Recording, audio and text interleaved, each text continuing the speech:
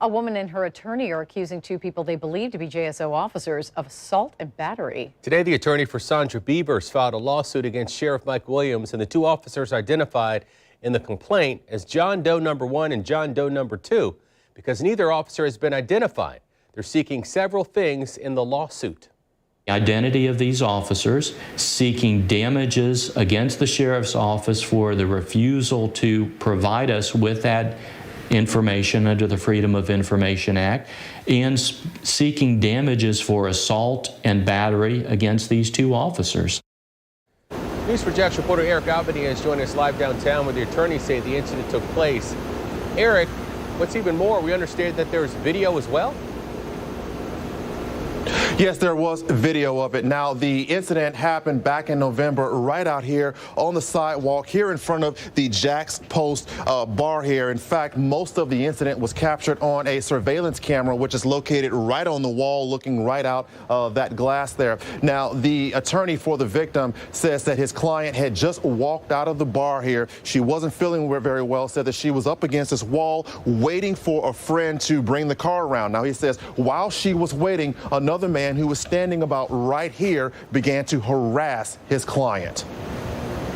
In this surveillance video, we see a man talking and pointing his finger in the direction of Sandra Beavers, who was out of frame but waiting for her friend to bring the car around. The verbal accusations, threats, intimidations continued to the point that my client got up and there was a heated exchange of words. Then the argument turned into physical violence when Beavers quickly walks over to the man with her hands up and appears to be punched in the face.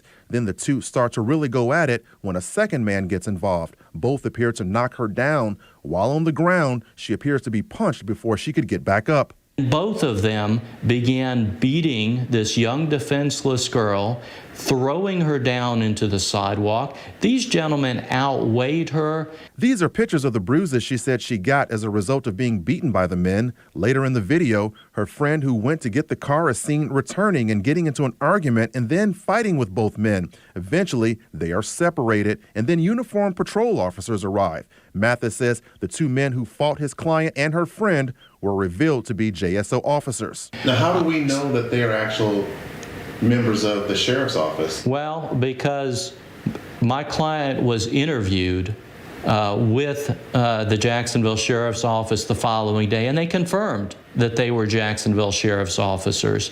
And even at the end of the altercation, one of the officers identified himself as a sheriff's officer. Uniformed police officers are seen talking to everyone involved, including witnesses, but in the end, no arrest was made.